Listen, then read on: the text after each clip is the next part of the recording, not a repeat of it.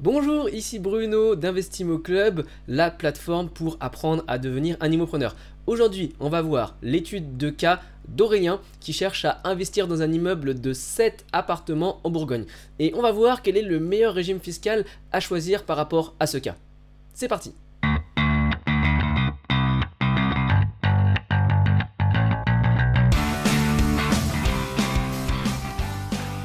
Alors, comme à chaque fois, si je fais des erreurs dans les vidéos, ça m'est arrivé dans une précédente où j'avais confondu la TMI, et ben n'hésitez pas à mettre dans les commentaires, je peux faire des erreurs, donc n'hésitez pas.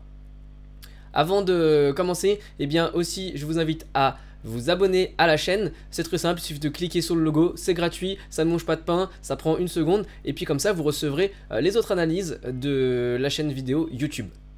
Alors, le cas du jour m'a été soumis par Aurélien. Rapidement, Aurélien, sa situation, il est pacsé et avec sa compagne, ils ont un enfant. Donc pacsé. Et ils sont tous les deux en CDI. Donc 2 CDI. Hop. Et j'ai oublié ici plus un enfant. Donc le salaire qu'ils cumulent à deux dans le foyer, c'est 4 300 € net par mois. Ce qui fait 51 600 € par an. Cet investissement, il veut le faire proche de chez lui. Donc ça se situe dans la ville de Nevers, dans la région Bourgogne-Franche-Comté aujourd'hui. Rapidement, on va voir où se situe Nevers. Donc voici une carte. Nous avons Paris ici et Nevers se situe bien, sur la route entre Clermont-Ferrand et Paris, dans la région de Bourgogne-Franche-Comté comme elle s'appelle aujourd'hui. Donc petit tour sur Wikipédia pour voir les caractéristiques de cette ville. Donc 35 000 habitants et en comptant l'agglomération on arrive à 60 000 habitants.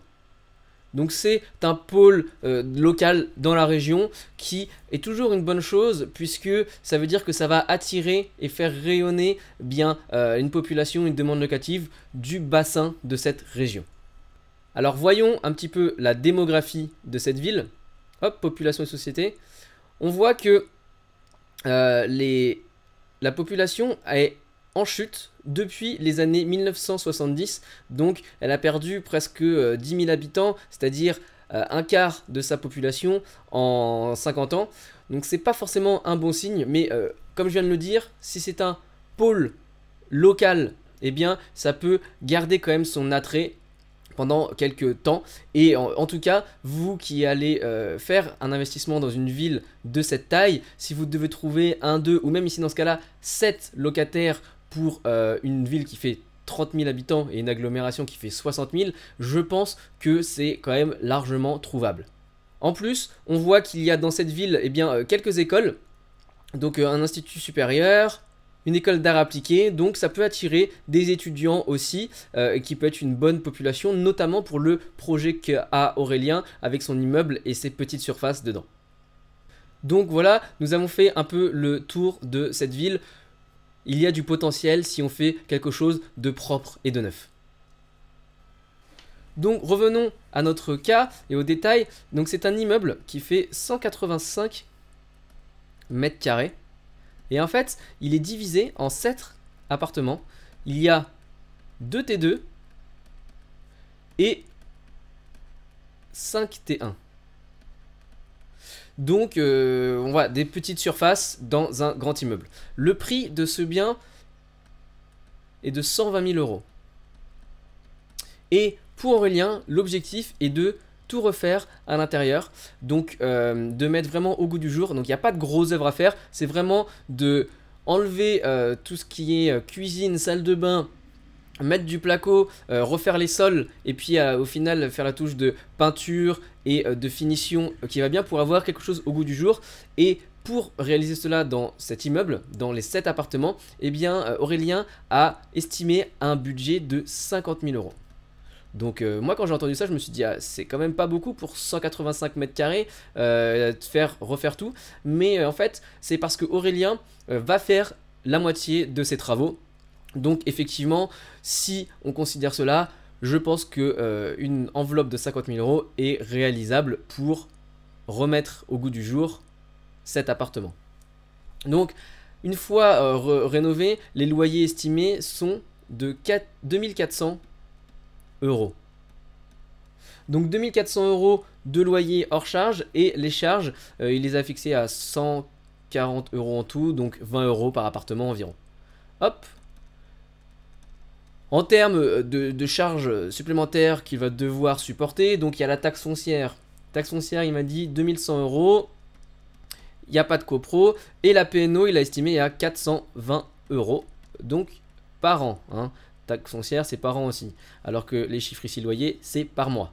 On est bien d'accord. Voilà, au niveau des chiffres du bien en lui-même. Donc terminons maintenant par les critères de financement. Aurélien souhaite mettre en apport l'équivalent environ des frais de notaire. Donc il m'a dit 10 000 euros.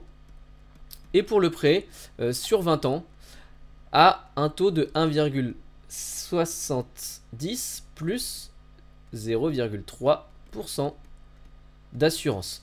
Et donc ce bien, Aurélien veut l'acheter en direct et choisir le statut fiscal du LMNP au réel.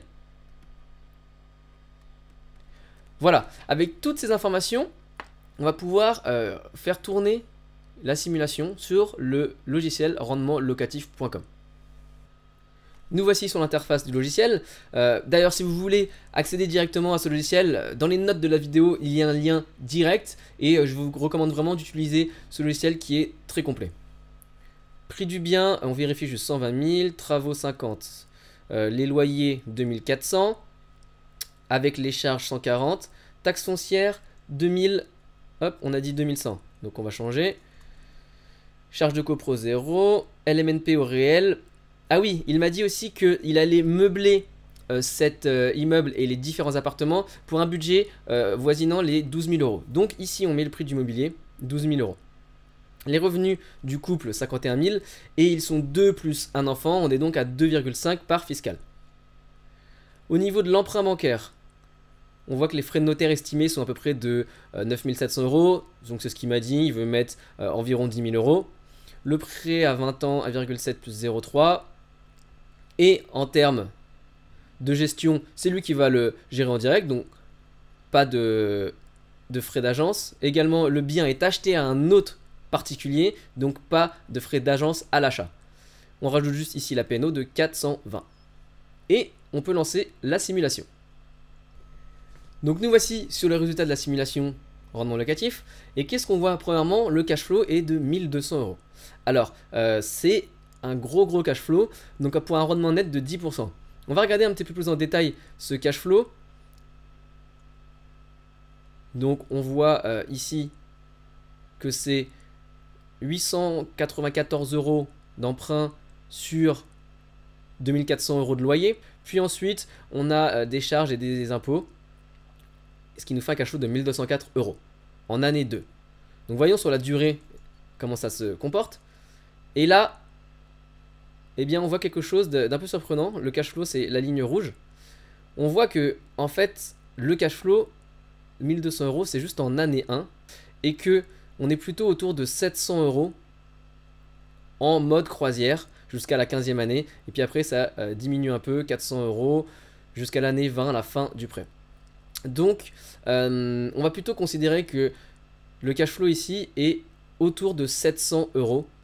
Ce qui est plutôt pas mal, ça fait déjà 100 euros par porte. Il y a 7 appartements dans l'immeuble, donc 100 euros par porte, c'est un très bon objectif. Alors, je reviens juste sur le détail. Pourquoi ils vont payer des impôts et des prélèvements sociaux alors que parfois, en choisissant le régime LMNP au réel, eh bien, l'impôt est complètement effacé. Eh bien, c'est parce que, en détaillant ici, on voit que les recettes sont vraiment élevées par rapport au prix d'achat. Donc on voit que notamment ici les recettes de 30 000 euros.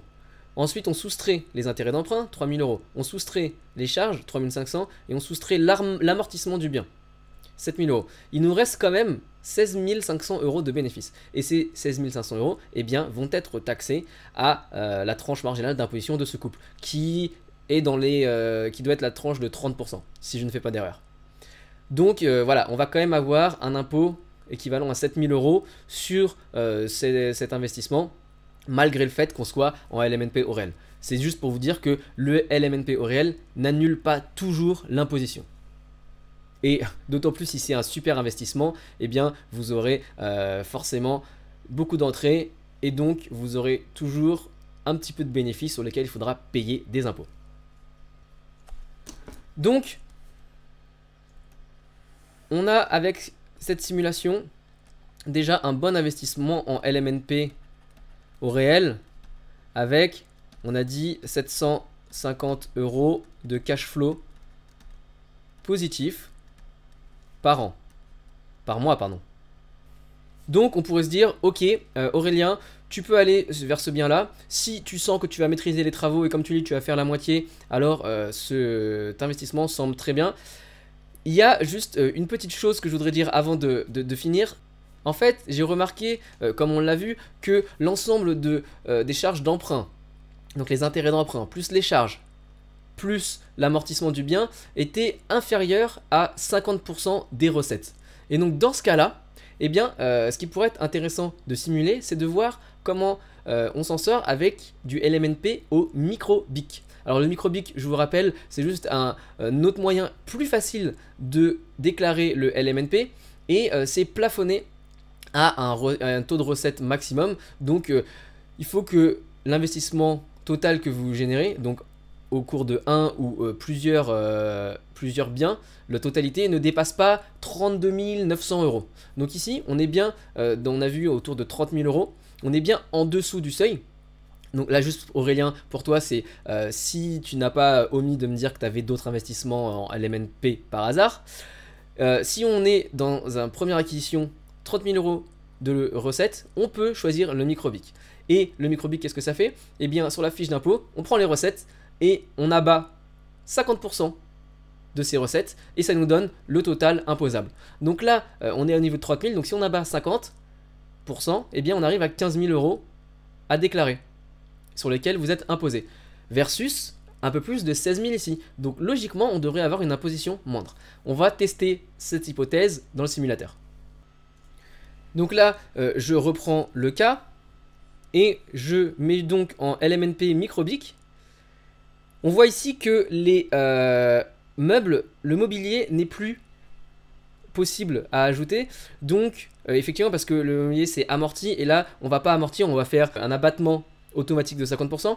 Donc, ce budget-là qui était mis, on va quand même devoir l'ajouter au budget travaux parce que eh bien, les 12 000 € n'ont pas disparu et pour obtenir le même investissement total, il faut faire cela. Donc, voici le résultat en LMNP au micro-BIC. Eh bien, on voit que le cash flow est à 795 € par mois. Alors, tout à l'heure, c'était 1204, mais on a vu qu'il y avait une petite erreur dans le logiciel, c'était plutôt autour de 700 € à partir de l'année 2. D'ailleurs, on voit que le rendement net a augmenté. Et si on détaille juste le cash flow par année, eh bien, on voit effectivement que on est à 792, 800. Bon, alors ça augmente parce qu'on a mis une augmentation légère des revenus. On va dire que ça reste autour de 800 €. 795 en premier, et ça monte. Et si on revient au cas au LMNP au réel, voici, ça c'est le cas LMNP au réel, eh bien on voyait que on était en rythme de croisière plutôt autour de 720 et ça descendait. Donc on sent bien qu'en LMNP micro-BIC, il y a un léger avantage. Et juste pour conclure, pour ne pas qu'il y ait débat sur ça, eh bien on va aller sur la page résumé, ici la page résumé du LMNP réel. On voit que la vanne est à 126 000 €. Et maintenant, on compare avec la vanne pour le cas micro-BIC, LMNP au micro-BIC. Hop, ici, on voit qu'on est à 137 000. Donc, on a bien créé de la richesse supplémentaire en passant au micro-BIC. Donc, conclusion. Dans le cas d'Aurélien, eh bien, il pourrait être intéressant de faire cet investissement au micro-BIC et cela permettrait de générer un cash flow de environ 800 € par mois en rythme de croisière, ce qui fait quand même une augmentation substantielle par rapport au cas au réel. ici on rajoute plus 50 € minimum, hein, parce qu'on a vu que c'était plutôt 720 € ici que 750. Donc plus 50 € par mois, ce qui est pas négligeable. Donc voilà, pour Aurélien, choisir le microbic au départ, c'est quelque chose d'intéressant et ce n'est pas irrémédiable puisque à tout moment, et peut-être que si Aurélien fait d'autres investissements après et donc il dépasse le seuil des 32 900 € ou quelque chose comme ça, si je fais une erreur, dites-moi, eh bien il pourra passer facilement au LMNP au réel. Donc voilà, Aurélien, cet investissement, il a de la gueule, cet investissement, si j'étais toi, j'irais dedans. Et pour le régime fiscal à choisir, eh bien, essaye de voir le microbic LMNP pour optimiser un petit peu le cash flow. Voilà, c'est fini pour cette analyse IMO. Si vous voulez recevoir automatiquement dans votre fil YouTube les prochaines analyses, eh bien, cliquez sur le logo d'Investimo Club que vous trouverez dans le coin de la vidéo, la petite maison bleue, c'est très simple. Et puis moi je vous retrouve très bientôt pour une prochaine vidéo. Salut!